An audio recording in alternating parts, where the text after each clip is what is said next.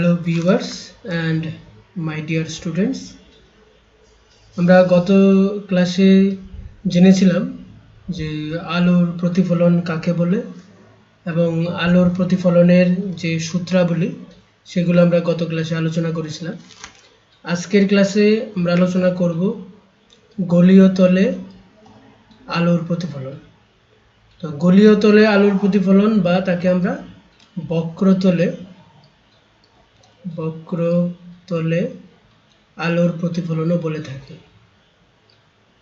আলোর প্রতিফলন বলে থাকি। দেখো, যে কোনো বক্রতলের অতি ক্ষুদ্র অংশকে আমরা সমতল বলে ধরতে পারি আমরা। যেমন এখানে একটা দেখতে পাচ্ছ, একটা গোলক দেখানো হয়েছে এবং গোলকের একটা অংশ যদি আমরা কেটে নিই তাহলে সেটা একটা গোলীয় তল হতে পারে। এটা একটা গোলীয় তলকে বোঝাচ্ছে, এটা একটা গোলীয় তলকে বোঝাচ্ছে। গোলীয় তলটা কোনো গোলকের বা গোলাকার কোনো বস্তুর অংশ হতে পারে। তো এই কারণে কি হয়, বক্রতলের উপর আলোর প্রতিফলনের ক্ষেত্রেও আলোর প্রতিফলনের যে সূত্রগুলি রয়েছে আমরা অলরেডি জেনে গেছি যে আলোর প্রতিফলনের যে সূত্র, যে আপতিত রশ্মি, প্রতিফলিত রশ্মি এবং আপতন বিন্দুতে অঙ্কিত অবিলম্ব একই তলে অবস্থান করে এবং আপতন কোণ এবং প্রতিফলন কোণ সমান হয়ে থাকে।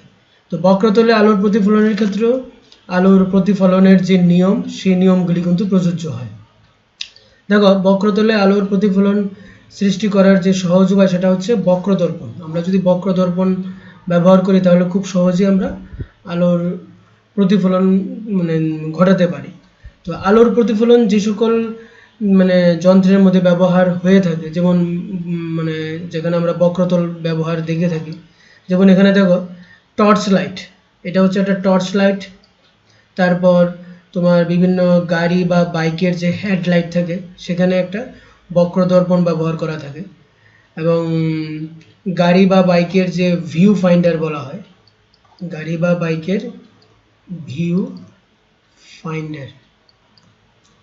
ফাইন্ডারের মধ্যেও বক্রদর্পণ ব্যবহার করা হয়ে থাকে। ঠিক আছে, তো বক্রতল তিন ধরনের হতে পারে। বক্রতলের মধ্যে প্রথম যে প্রকারটা হতে পারে, 1 নম্বর গোলীয় তল, 2 নম্বর উপবৃত্তাকার তল, 3 নম্বর অধিবৃত্তাকার বা পরাবৃত্তাকার তল। গোলীয় তলটা কেমন হয়? গোলীয় তলটা বলতে আমরা একটা গোলককে আমরা বুঝিয়ে থাকি। যেমন এখানে ছবিতে তোমরা দেখতে পাচ্ছ, এটা একটা গোলক বোঝানো হয়েছে। এটা হচ্ছে একটা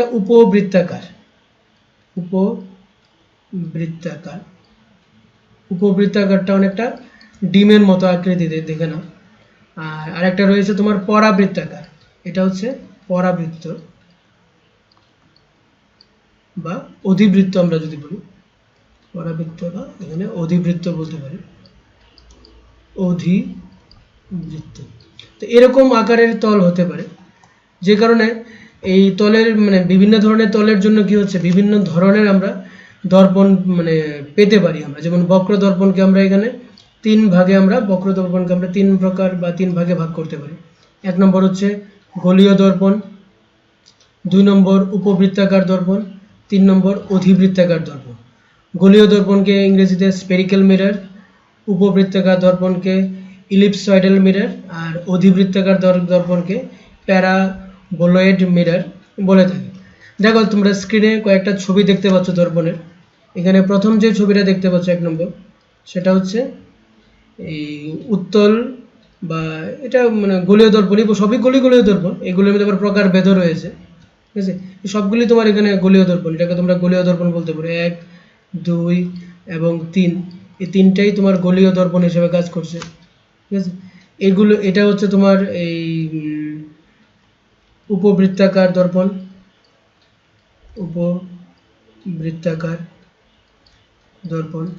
আর এটা হচ্ছে তোমার এই দর্পণটা হচ্ছে, এই যে দর্পণটা, এটা তোমার অধিবৃত্তাকার দর্পণ।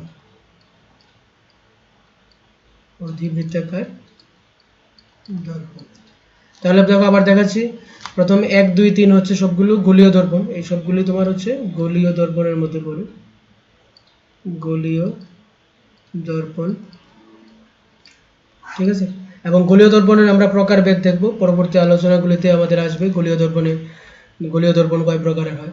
তাহলে আমরা এখানে গোলীয় দর্পণ দেখলাম 1 2 3 গোলীয় দর্পণ, 4 হচ্ছে উপবৃত্তাকার দর্পণ এটা, আর 5 হচ্ছে এখানে অধিবৃত্তাকার দর্পণ। দেখো উপবৃত্তাকার দর্পণটা কোথায় ব্যবহার করা হয়, যেমন মানে গাড়ির হেডলাইটের যে রিফ্লেক্টর প্রতিফলক হিসেবে ব্যবহার করা হয়। অধিবৃত্তাকার দর্পণকে কোথাও আলো কেন্দ্রীভূত করার জন্য করা হয়, যেমন সোলার কুকার আছে, সোলার সোলার কুকারের মধ্যে ব্যবহার করা হয়। সোলার কুকারে কি করা হয়, এটার মধ্যে যখন আলোক রশ্মি এসে আপতিত হয় তখন কি হয়, সেগুলি প্রতিফলিত হয়ে একটা বিন্দুতে মিলিত হয়। তো এই জায়গাতে তুমি যদি কুকারটা রাখো যদি, তাহলে দেখবে যে এখানে তুমি রান্না করতে পারবে। তারপরে দেখো গোলীয় দর্পণ। গোলীয় দর্পণ আমরা কাকে বলবো? গোলীয় দর্পণ আমরা কাকে বলবো? কোনো প্রতিফলক তল যদি কোনো গোলকের অংশ হয় তবে তাকে গোলীয় দর্পণ বলা হবে। কোনো একটা প্রতিফলক যদি গোলকের অংশ হয় তাহলে আমরা তাকে গোলীয় দর্পণ বলবো। যেমন এটা একটা গোলক দেখতে পাচ্ছ ছবিতে, এবং তার একটা অংশ যদি আমরা এখান থেকে কেটে নেই, যদি ধরো এই অংশটা আমরা এখান থেকে কেটে নিলাম, এই অংশ কাটলে কি পাচ্ছি, সেম জিনিসটা এরকম একটা তল আমরা দেখতে পাবো, সেটাকে আমরা গোলীয় দর্পণ বলবো। গোলীয় দর্পণটা কিরকম, ধরো একটা গোল অংশ, তার সঙ্গে এরকম ভাবে এই যে অংশটা দেখতে পাচ্ছ, মানে আমরা এখান থেকে একটা ক্রস সেকশন নিয়ে নিলাম, কেটে নিলাম, তাহলে আমার গোলীয় দর্পণ তৈরি হয়ে গেল। তো কোনো প্রতিফলক তল যদি গোলকের অংশ হয় তাহলে আমরা তাকে গোলীয় দর্পণ বলবো। দেখো প্রতিফলক তল বলতে আমরা কি বুঝবো? প্রতিফলক তল মানে যে প্রতিফলন করতে পারে। কি প্রতিফলন করবে? আলোর প্রতিফলন করতে পারে, ঠিক আছে। আর গোলীয় দর্পণকে আমরা দুই ভাগে ভাগ করতে পারি। প্রথম প্রকারটা হচ্ছে কি, উত্তল দর্পণ, ইংলিশে হচ্ছে কনভেক্স মিরর। 2 নম্বর হচ্ছে অবতল দর্পণ, কনকেভ মিরর, ঠিক আছে। তাহলে গোলীয় দর্পণ দুই প্রকারের, 1 নম্বর হচ্ছে উত্তল দর্পণ আর 2 নম্বর হচ্ছে অবতল দর্পণ। গোলীয় দর্পণের যদি আমরা মানে দুইটা প্রকারের সংজ্ঞা দেখি, মানে উত্তল দর্পণ তাহলে কাকে বলবে? কোনো গলীয় তলের বাইরের দিকটি মসৃণ ও চকচক হয়। কোনো গলীয় দর্পণের যদি বাইরের দিকটা মসৃণ হয় বা চকচক হয়ে প্রতিফলকের মতো কাজ করে, তাহলে ওই তলটিকে উত্তল দর্পণ বলা হবে। কি বললাম? কোনো গলীয় তলের বাইরের দিকটি মসৃণ এবং চকচকে হয়ে প্রতিফলকের মতো কাজ করলে ওই তলকে উত্তল দর্পণ বলা হবে। দেখো এখানে তোমরা ছবিতে দেখতে পাচ্ছ, এখানে এটা হচ্ছে তার বাইরের দিকটা, এটা হচ্ছে তোমার মানে মসৃণ এবং চকচক অংশটা, মসৃণ ও চকচক অংশ, এটা একই জিনিস, ঠিক আছে। তো তোমরা যখন মানে খাতার মধ্যে কোনো দর্পণের চিত্র আঁকবে তখন এইভাবে তোমরা আঁকবে, এই দিকটা হচ্ছে মসৃণ ও চকচক অংশ, এটা, ঠিক আছে। তো এই দিকে এসে আলো আপতিত হবে, এদিকে আলো যদি পড়ে কোন দিক থেকে পড়বে, আলো আপতিত হলে এই দিক থেকে এসে আলো আপতিত হবে, ঠিক আছে। এই দিক থেকে আলো এসে আপতিত হবে, এই দিক দিয়ে আলো আসছে, ঠিক আছে। তাহলে আলো এই দিক থেকে আসছে, এই দিক থেকে আলো এসে আপতিত হচ্ছে, ঠিক আছে। আর অবতল দর্পণ, দেখো অবতল দর্পণ আমরা কাকে বলবো? অবতল দর্পণের বেলায় কি হচ্ছে, কোনো গলীয় তলের ভেতর দিকটা যদি মসৃণ থাকে, কোনো গলীয় তলের ভেতর দিকটা মসৃণ, তো এখানে দেখো ভেতর দিক কোনটা, এটা হচ্ছে ভেতর দিকটা, ঠিক আছে। এটা তোমার দর্পণের ভেতর দিকটা মসৃণ ও চকচক যদি হয়, ভেতর দিকটা মসৃণ হবে, মসৃণ ও চকচক, এটার ভেতর দিকটা মসৃণ ও চকচক, মসৃণ ও চকচক যদি হয় তা এবং সেটা যদি প্রতিফলকের মতো কাজ করে, তবে ওই তলটাকে আমরা কি বলবো? অবতল দর্পণ বলবো। তাহলে এখানে তোমরা চিত্রে দেখতে পাচ্ছ দুইটা হচ্ছে অবতল দর্পণ, এটা হচ্ছে অবতল দর্পণ। আচ্ছা, অবতল দর্পণের মধ্যে আলো কোথা থেকে এসে পড়বে? আমরা যে আলোর গতিপথটা যদি দেখাই, এই দিকটা হচ্ছে চকচক অংশ, তাহলে আলো এই দিক থেকে এসে পড়তে হবে, এই দিক থেকে আলো এসে পড়ছে, এই দিক থেকে আলো এসে পড়বে, সেম এখানে যদি আলো এসে পড়তে হয়, এই দিক থেকে আলো এসে পড়বে, এটার মধ্যে এখান থেকে আলো এসে পড়ছে, তাহলে আলোক রশ্মির গতিপথ যেটা কোন দিকে, এদিকে হচ্ছে আলোক, এই অংশে আলোকের গতিপথ, এদিক দিয়ে আলো এসে পড়ছে। ঠিক আছে, তাহলে একটা ছবি দেখে নাও। দেখো এই জিনিসটা তোমরা বাড়ি ঘরে করতে পারো। এখানে যে দেখতে পাচ্ছ একটা চামচের দুইটা পিঠ থাকে। তো চামচের একটা দিক থেকে উত্তল অংশ আর একটা হচ্ছে অবতল, যে দিকটা তোমার মানে গর্তের মতো থাকে সেটা হচ্ছে অবতল। তো এটা চামেদের এই যে এটা হচ্ছে উত্তল যে অংশটা, এটা উত্তল দর্পণ হিসেবে কাজ করে। আর গর্তের মতো যে অংশটা থাকে চামেদের মধ্যে খাস যেটা থাকে এটা হচ্ছে অবতল অবতল দর্পণের মতো কাজ করে। অবতল দর্পণের মতো কাজ করে, দেখতে পাচ্ছ? আচ্ছা, এখানে দেখো এটা হচ্ছে তোমার মেকআপ বক্সের মিরর। মেকআপ বক্সের মেকআপ বক্সের যে দর্পণ, মেকআপ বক্সের যে দর্পণটা সেটা হয় তোমার অবতল প্রকৃতির হয়ে থাকে। অবতল দর্পণ হয়ে থাকে, অবতল দর্পণের থাকে। আর এই ধরনের মিররগুলো হচ্ছে তোমার উত্তল দর্পণ, যেটাকে আমরা কনভেক্স মিররও বলি। এগুলো দেখবে অনেক সময় রাস্তার পাশে লাগানো থাকে।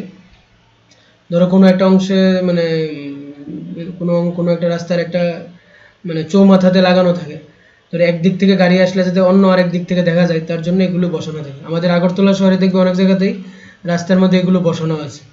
ঠিক আছে, তাহলে চামচের ক্ষেত্রে চামচের যে দিকটা গর্ত থাকবে, যেটার মধ্যে আমরা কোনো কিছু খাবার টাবার নিয়ে খাই, ওই অংশটা অবতল দর্পণের মতো আচরণ করে। আর চামচের যে পিঠ উল্টা দিকটা সেটা উত্তল দর্পণের মতো আচরণ করে। তারপর মেকআপ বক্সের মধ্যে বিশেষ করে মেয়েদের যে মেকআপ বক্সে যে মিররটা থাকে দেখবে, এই মিররের সামনে যদি তুমি থাকো তোমার দেখবে এটা মানে যে প্রতিবিম্বটা তৈরি হয় মিরর দর্পণের মধ্যে, সেটা অনেক বড় প্রতিবিম্ব তৈরি হয়। আর উত্তল দর্পণটা, এই ধরনের উত্তল দর্পণ তুমি রাস্তার পাশে দেখতে পাবে। আচ্ছা, এখন আমরা দেখব গলীয় দর্পণ সংক্রান্ত কয়েকটি সংজ্ঞা আমরা লক্ষ্য করব। কি কি সংজ্ঞা আমরা দেখতে পারি গলীয় দর্পণ সংক্রান্ত? দেখো গলীয় দর্পণের ঠিক যে মানে মাঝখানের যে অংশটা, বিন্দুটা, একদম ঠিক মাঝখানের যে বিন্দুটা, এটাকে বলা হয় মেরু। ঠিক আছে, এটাকে আমরা মেরু বা ইংলিশে বলি আমরা পোল। তো এটা হচ্ছে তোমার কি দর্পণ, এটা ছবিতে বুঝতে পারছো। এই অংশটার মধ্যে আলো পড়বে, এই দিক দিয়ে এসে আলো পড়বে, এই দিক দিয়ে আলো এসে পড়বে, অর্থাৎ এই দিকটা চকচক এবং মসৃণ। তাহলে এটা হয়ে গেছে তাহলে অবতল দর্পণ। অবতল দর্পণ। আর এখানে দেখো তার মানে মানে মসৃণ অংশ বা চকচক অংশটা কোনটা? এটা হচ্ছে তোমার চকচক অংশটা, তাহলে এটা হবে উত্তল দর্পণ। এটা হচ্ছে উত্তল দর্পণ। তাহলে অবতল দর্পণ আর উত্তল দর্পণ চেনার সহজ রাস্তা হচ্ছে কোন দিক থেকে আলো এসে পড়ছে সেটাকে মাথায় রাখবেন। কোন দিকটা চকচকে, কারণ চকচকে অংশের উপরে কিন্তু আলো পড়বে, আলো কখনোই দর্পণের পেছন দিকে পড়তে পারে না। এই জিনিসটা সাথে মাথায় থাকে। এবং দর্পণের ঠিক মাঝখানে যে অংশটা, বিন্দুটা, সেটাকে আমরা বলছি মেরু। এটাকে আমরা বলছি মেরু, পিটাকে আমরা এখানে মেরু বলছি, দর্পণের মেরু বলছি। ঠিক আছে, তো গলীয় দর্পণের প্রতিফলক তলের মধ্যবিন্দুকে ওই দর্পণের মেরু বলে। তো মেরু জেনে গেলে তোমরা। তারপরে হচ্ছে বক্রতা কেন্দ্র। বক্রতা কেন্দ্র কি হবে? গোলীয় দর্পণটি যে গোলকের অংশ বিশেষ, সেই গোলকের কেন্দ্রকে বক্রতা কেন্দ্র বলে। যেমন এই যে তোমার গোলীয় দর্পণ, তার কেন্দ্রটা কোনটা? তার কেন্দ্রটা তোমার এই গোলকের কেন্দ্রটা ধরো এটা হচ্ছে অবতল দর্পণ, এটা অবতল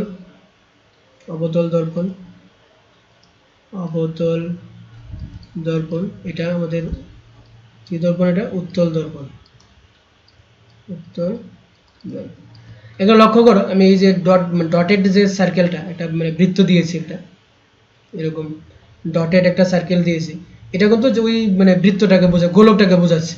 ওই গোলকের কেন্দ্রটা হচ্ছে তোমার এই মানে এই যে অবতল দর্পণটা রয়েছে, এই অবতল দর্পণের বক্রতা কেন্দ্র। সেম দেখো এটার জন্য এই উত্তল দর্পণের বক্রতা কেন্দ্র কি হবে? এই উত্তল দর্পণটা যে গোলকের অংশ, ধরো এই গোলকের কেন্দ্র যদি এটা হয় তাহলে এটা হবে তার বক্রতা কেন্দ্র। তাহলে দেখো দুই ধরনের দর্পণেরই তুমি কিন্তু বক্রতা কেন্দ্র জেনে গেলে। ঠিক আছে, তো অবতল দর্পণের ক্ষেত্রে দেখো বক্রতা কেন্দ্রটা কিন্তু দর্পণের সামনে অবস্থান করে, আর উত্তল দর্পণের ক্ষেত্রে বক্রতা কেন্দ্রটা দর্পণের পেছন দিকে অবস্থান করে। আর মেরুটা তো আমরা একটু আগে জেনেছি, এটা হচ্ছে মেরু পোল। এই দর্পণটার ক্ষেত্রে মেরু হচ্ছে এটা। ঠিক আছে, তাহলে গোলীয় দর্পণটি যে গোলকের অংশবিশেষ সেই গোলকের কেন্দ্রকে বক্রতা কেন্দ্র বলে। আচ্ছা, আরেকটা হচ্ছে প্রধান অক্ষ। প্রধান অক্ষ আমরা কাকে বলবো? আমরা বক্রতা কেন্দ্র আর মেরুকে যদি আমরা একটা সরল রেখা দিয়ে যুক্ত করে দিই, বক্রতা কেন্দ্র এবং মেরুকে একটি সরল রেখা দিয়ে যুক্ত করে দিলে সেটা হয়ে যাবে তার প্রধান অক্ষ। বক্রতা কেন্দ্র আর মেরুকে যুক্ত করে দিলে সেটা হয়ে যাচ্ছে বক্রতা কেন্দ্র। তাহলে প্রধান অক্ষ, এটা হয়ে যাচ্ছে প্রধান অক্ষ। কোনটা প্রধান অক্ষ? মেরু এবং বক্রতা কেন্দ্রকে আমরা যদি এটা সরল রেখাতে যুক্ত করে দিই সেটা হয়ে যাবে প্রধান অক্ষ। সেম এখানে এটা হচ্ছে তার প্রধান অক্ষ, এটা হচ্ছে তার প্রধান অক্ষ। ঠিক আছে, তাহলে প্রধান অক্ষের সংখ্যাটা দেখে নাও। গোলীয় দর্পণের মেরু এবং বক্রতা কেন্দ্রের সংযোজক সরল রেখাকে দর্পণের প্রধান অক্ষ বলে। বক্রতা ব্যাসার্ধ, বক্রতা ব্যাসার্ধ আমরা কাকে বলবো? কোনো গোলীয় দর্পণ যে গোলকের অংশ সেই গোলকের ব্যাসার্ধকে বক্রতা ব্যাসার্ধ বলে। যেমন এই যে গোলীয় দর্পণটা, এই গোলীয় দর্পণটা এটা হচ্ছে অবতল প্রকৃতির গোলীয় দর্পণ। তো গোলকের এটা হচ্ছে মেরু, আর এখানে হচ্ছে বক্রতা কেন্দ্র, এবং এই যে গোলকটা, এই গোলীয় দর্পণটা এই গোলকের অংশ, এবং এই গোলকের যে ব্যাসার্ধ অর্থাৎ এই যে দৈর্ঘ্যটা, এই জায়গা থেকে এই জায়গার যে দৈর্ঘ্যটা, সেটা হবে তার বক্রতা ব্যাসার্ধ। এবং এই অবতল দর্পণটার এই উত্তল দর্পণটার, এটা উত্তল দর্পণ, এই উত্তল দর্পণের মেরু এটা, বক্রতা কেন্দ্র এটা। তাহলে বক্রতা ব্যাসার্ধ কোনটা হবে? বক্রতা ব্যাসার্ধ এটা হবে তার বক্রতা ব্যাসার্ধ। তাহলে এটা হচ্ছে তার বক্রতা ব্যাসার্ধ। ঠিক আছে, তো আমরা তাহলে জেনে গেলাম যে বক্রতা ব্যাসার্ধ কি? কোনো গোলীয় দর্পণ যে গোলকের অংশ সেই গোলকের ব্যাসার্ধকে বক্রতা ব্যাসার্ধ বলা হয়। বক্রতা ব্যাসার্ধকে আমরা রেডিয়াস অফ কার্ভেচার বলবো ইংলিশে। আরেকটা ইম্পর্টেন্ট টার্ম হচ্ছে উন্মেষ, ইংরেজিতে হচ্ছে অ্যাপারচার। গোলীয় দর্পণের প্রধান ছেদের প্রান্তবিন্দু দুটির দূরত্বকে ওই দর্পণের উন্মেষ বলে। দেখো এখানে আমরা একটা অবতল দর্পণ দেখতে পাচ্ছি, এটা হচ্ছে অবতল দর্পণ, অবতল দর্পণ। অবতল দর্পণের প্রান্তটা কোনটা? এটা তো মেরু, এটা হচ্ছে বক্রতা কেন্দ্র, প্রান্ত হচ্ছে এই দুইটা প্রান্ত। আমরা এটাকে যদি এম ড্যাশ দিই, এই প্রান্ত দুইটাকে যদি আমরা যুক্ত করি একটা রেখার সাহায্যে, তাহলে এম ড্যাশ হবে তোমার উন্মেষ। এই দর্পণের উন্মেষ হবে কত? M dash. তাহলে এম ড্যাশ হচ্ছে দর্পণের উন্মেষ। সেম এই উত্তল দর্পণের ক্ষেত্রে তুমি করতে পারো, তার প্রান্তবিন্দুগুলি হচ্ছে এম, এটা এম ড্যাশ, তাকে যদি আমরা যুক্ত করে দিই, একটা রেখার সাহায্যে যুক্ত করে দিই, তাহলে এখানে কি হবে? এম ড্যাশ হবে, উন্মেষ হবে। আচ্ছা, আরেকটা জিনিস হচ্ছে কৌণিক উন্মেষ। কৌণিক উন্মেষ আমরা কাকে বলবো? আমরা যদি মনে করো এখানে তোমার হচ্ছে এটা হচ্ছে বক্রতা কেন্দ্র, এটা হচ্ছে তোমার হচ্ছে মেরু, আমি বলেছি, এটাকে যদি আমরা যুক্ত করে দিই, এটাকে বলবো আমরা কৌণিক উন্মেষ। তাহলে অ্যাঙ্গেল এম ড্যাশ কে বলা হয় কৌণিক উন্মেষ। কৌণিক উন্মেষ এম ড্যাশ কে বলা হয় কি? কৌণিক উন্মেষ। সেম তুমি এখানেও তুমি করতে পারো, এখানে তুমি যদি এটাকে যুক্ত করে দাও, এদিকে এটাকে এখানে যুক্ত করে দাও, এই যে কোণটা সেটা হবে কি? কৌণিক উন্মেষ। মনে থাকবে এই অংশটা হচ্ছে তোমার কৌণিক উন্মেষ, এই যে কোণটা সেটা হচ্ছে কৌণিক উন্মেষ। তারপরে দেখো প্রধান বা মুখ্য ফোকাস। প্রধান বা মুখ্য ফোকাস আমরা কি বলবো? দেখো আমরা যদি এই আচ্ছা এখানে দর্পণটার নাম আমরা যদি বলি কি এটা কি দর্পণ বোঝাচ্ছে? এখানে এটা অবতল দর্পণ বোঝাচ্ছে। দর্পণগুলি যাতে ভালো করে আইডেন্টিফাই করতে পারো, অবতল দর্পণ, আর এটা হচ্ছে দেখো উত্তল দর্পণ। দুইটা দর্পণ ভালো করে চেনো, উত্তল দর্পণ। ঠিক আছে, তো অবতল দর্পণে যদি আমরা রশ্মি গুচ্ছ আপাতত করি, আমরা ধরো এক গুচ্ছ রশ্মি আমরা তার মধ্যে ফেলছি, সমান্তরাল রশ্মি, আমরা এক গুচ্ছ সমান্তরাল রশ্মি তার মধ্যে ফেললাম। তো অবতল দর্পণে এক গুচ্ছ সমান্তরাল রশ্মি ফেললে কি হয়? সেটা প্রতিফলনের পর একটা বিন্দু দিয়ে তারা অতিক্রম করে। যেমন এটা ফিরে আসলো, এই রশ্মিটা বিন্দু দিয়ে গেল, এটা যখন প্রতিফলিত হলো একটা নির্দিষ্ট বিন্দু দিয়ে অতিক্রম করে।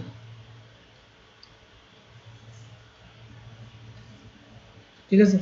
তো এই যে মানে প্রতিফলনের পর একটা নির্দিষ্ট বিন্দু দিয়ে মানে বিন্দুতে তোমার এসে মিলিত হলো, এই বিন্দুটাকে আমরা বলে থাকি তার ফোকাস। এই যে বিন্দুটা দেখতে পাচ্ছ এখানে, এই বিন্দুটাকে আমরা বলছি ফোকাস। তাহলে আমরা এখানে কি দেখলাম, কতগুলি সমান্তরাল আলোক রশ্মি অবতল দর্পণে এসে আপতিত হলো, এদিকে আপতিত হলো, এবং প্রতিফলনের পর তারা কি করলো, প্রতিফলনের পর বেরিয়ে এসে প্রতিফলনের পর তারা একটা বিন্দুতে মিলিত হলো, এই বিন্দুটাকে আমরা বলছি ফোকাস। এটা হচ্ছে অবতল দর্পণের ক্ষেত্রে। উত্তল দর্পণের ক্ষেত্রে কি হবে, উত্তল দর্পণের ক্ষেত্রে, উত্তল দর্পণে আমরা সেরকম রশ্মি পাঠাই, তার মধ্যে একগুচ্ছ সমান্তরাল রশ্মি পাঠাই, একগুচ্ছ সমান্তরাল রশ্মি তার মধ্যে পাঠাচ্ছি আমরা।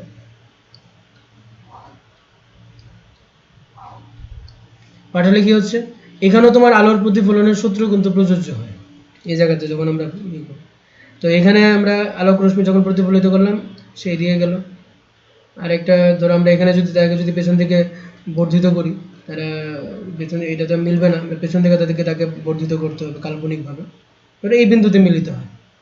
মানে আলোক রশ্মিটা এদিকে আসছিল, এখান থেকে প্রতিফলনের পর কোথায় চলে গেলো, এদিক দিয়ে বেরিয়ে গেলো। এখন দ্বিতীয় আলোক রশ্মিটা দেখি আমরা কি হয়, এই আলোক রশ্মিটা যখন আসবে তখন প্রতিফলনের পর কি করলো, এটা এদিকে বেরিয়ে গেল। আমরা যদি তাকে পেছন দিকে বাড়াই,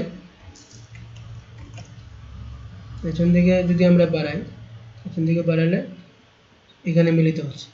আচ্ছা, আরেকটা দ্বিতীয় রশ্মিটাকে ইয়ে করি, এটা তো লম্বভাবে আপতিত হয়েছে, সোজা আবার বেরিয়ে যাবে, এটার ক্ষেত্রে কি হবে, এটার ক্ষেত্রে তোমার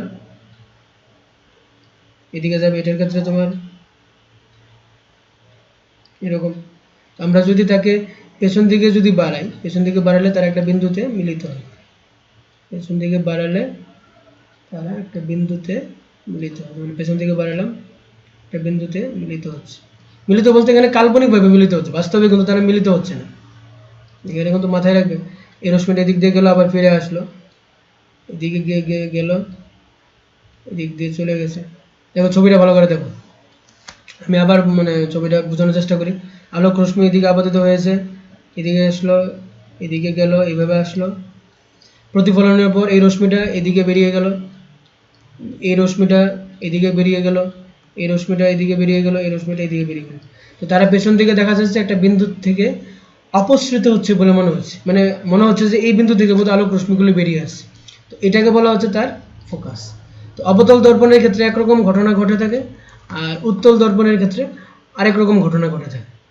আচ্ছা, তাহলে আমরা যদি মানে দর্পণের যদি প্রধান ফোকাস বা মুখ্য ফোকাসের সংজ্ঞাটা বলে দেখো, গোলীয় দর্পণের প্রধান অক্ষের সমান্তরালে আগত একগুচ্ছ আলোক রশ্মি দর্পণ কর্তৃক প্রতিফলনের পর প্রধান অক্ষ রশ্মিগুচ্ছ যদি একটি নির্দিষ্ট বিন্দুতে মিলিত হয় অথবা একটা নির্দিষ্ট বিন্দু হতে অপসৃত হচ্ছে বলে মনে হয়, তবে ওই নির্দিষ্ট বিন্দুকে দর্পণটির প্রধান বা মুখ্য ফোকাস বলে। প্রধান অক্ষের উপর কিন্তু মিলিত হতে হবে। দেখো প্রধান অক্ষের উপর মিলিত হচ্ছে, প্রধান অক্ষের উপর একটা বিন্দুতে মিলিত হচ্ছে। তাহলে আমরা কি দেখলাম, যে একগুচ্ছ সমান্তরাল আলোক রশ্মি যদি অবতল বা উত্তল দর্পণের মধ্যে আপতিত হয় এবং প্রতিফলনের পর দেখা যায় যদি আলোক রশ্মিগুলো কোনো একটা বিন্দুতে মিলিত হয়, কার ক্ষেত্রে, অবতল দর্পণের ক্ষেত্রে, এবং বা কোনো একটা বিন্দু হতে অপসৃত হচ্ছে বলে মনে হয়, যেমন এই ঘটনাটা উত্তল দর্পণের ক্ষেত্রে, তো ওই নির্দিষ্ট যে বিন্দুটি প্রধান অক্ষের উপর, ওই নির্দিষ্ট বিন্দুটিকে বলা হচ্ছে ওই দর্পণের প্রধান ফোকাস বা মুখ্য ফোকাস। আচ্ছা, ফোকাস দৈর্ঘ্য আমরা কাকে বলবো, দেখো এই দর্পণের কি সবকিছু আমরা কি করি, মেরুর থেকে পরিমাপ করি। তাহলে এটা হচ্ছে দর্পণের মেরু পোল, এটা হচ্ছে দর্পণের মেরু, মেরু থেকে ফোকাসের যে দূরত্বটা সেটা হচ্ছে তার ফোকাস দূরত্ব। তাহলে মেরু থেকে ফোকাসের যে দূরত্ব সেটা হচ্ছে ফোকাস দূরত্ব, অর্থাৎ তাহলে কোন দূরত্বটা হবে, আমাদের এই জায়গা আর এই জায়গার মধ্যে যে দূরত্বটা সেটা কি হবে, সেটা হবে তার ফোকাস দূরত্ব। দেখো বুঝতে পেরেছো কিনা, ফোকাস দূরত্ব। সেম এই জায়গা আর এই জায়গার মধ্যে যে দূরত্বটা সেটা কি হবে, সেটা হবে ফোকাস দূরত্ব, ফোকাস দূরত্ব। ঠিক আছে, তাহলে ফোকাস দূরত্বের সংখ্যাটা আমরা কি বলবো, গোলীয় দর্পণের মেরু থেকে প্রধান বা মুখ্য ফোকাসের দূরত্বকে দর্পণটির ফোকাস দৈর্ঘ্য বলে। আচ্ছা, আরেকটা জিনিস হচ্ছে ফোকাস তল। ফোকাস তলটা আমরা কিভাবে দেখো, ফোকাস তলের সংজ্ঞাটা কি দেওয়া হয়েছে, গলীয় দর্পণের মুখ্য ফোকাসের মধ্য দিয়ে ওই দর্পণের প্রধান অক্ষের সঙ্গে লম্বভাবে যে তল কল্পনা করা হয় তাকে ওই দর্পণের ফোকাস তল বলে। গলীয় দর্পণের মুখ্য ফোকাসের মধ্য দিয়ে আমরা কি করব, প্রধান অক্ষের সাথে লম্বভাবে একটা তল কল্পনা করব। কেমন হবে দেখো, ছবিটা দেখি আমরা। এই যে আমরা যে ছবিটা দেখেছিলাম, এটা হচ্ছে ফোকাস। এই ফোকাসের মধ্য দিয়ে আমরা একটা তল কল্পনা করব, যেটা প্রধান অক্ষের সাথে লম্ব হতে হবে। মানে আমরা যদি একটা তল কল্পনা করি এখানে, একটা তল কল্পনা করি,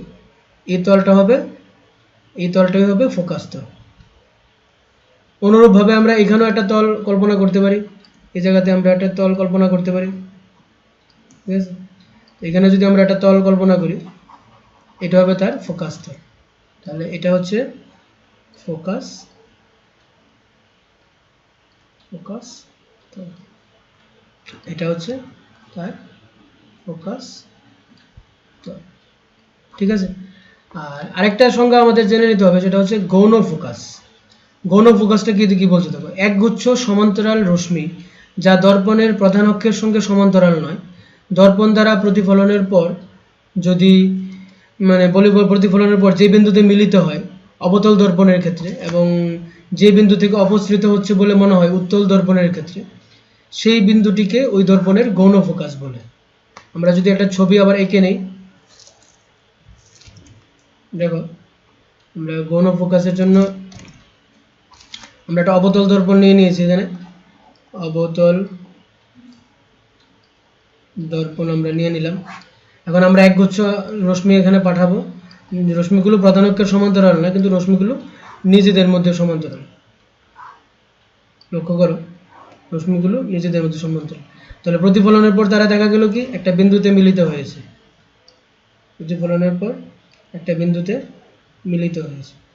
এই যে বিন্দুটা, প্রতিফলনের পর তারা যে বিন্দুতে মিলিত হয়েছে, এই যে বিন্দুটা, এটাকে বলা হচ্ছে তার গৌণ ফোকাস।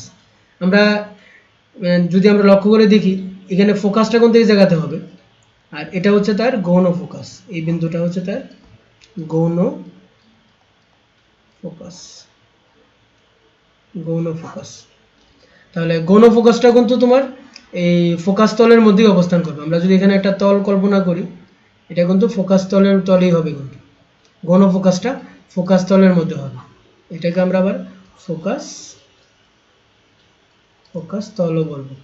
আর উত্তল দর্পণের ক্ষেত্রে কি হবে, উত্তল দর্পণের ক্ষেত্রে ছবিটা কেমন হবে, উত্তল দর্পণের ক্ষেত্রে যদি আমরা দেখি ছবিটা কেমন দাঁড়াবে। উত্তল দর্পণের আমরা একটা ছবি এঁকে নিই। উত্তল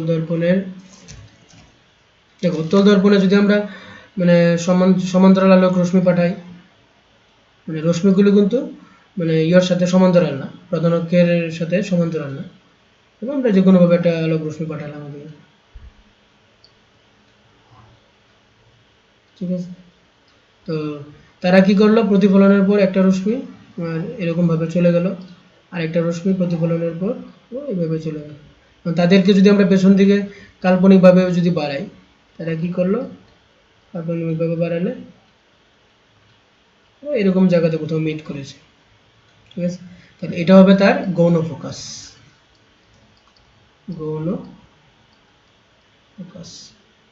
তাহলে আজকের আলোচনাটা এতটুকু পর্যন্ত। তোমরা বাড়িতে তোমাদের টেক্সট বইটা ভালো করে পড়বে। আমরা সামনের দিন পরবর্তী অংশটা আলোচনা করব, ঠিক আছে। সকলকে অসংখ্য ধন্যবাদ, ভালো থেকো।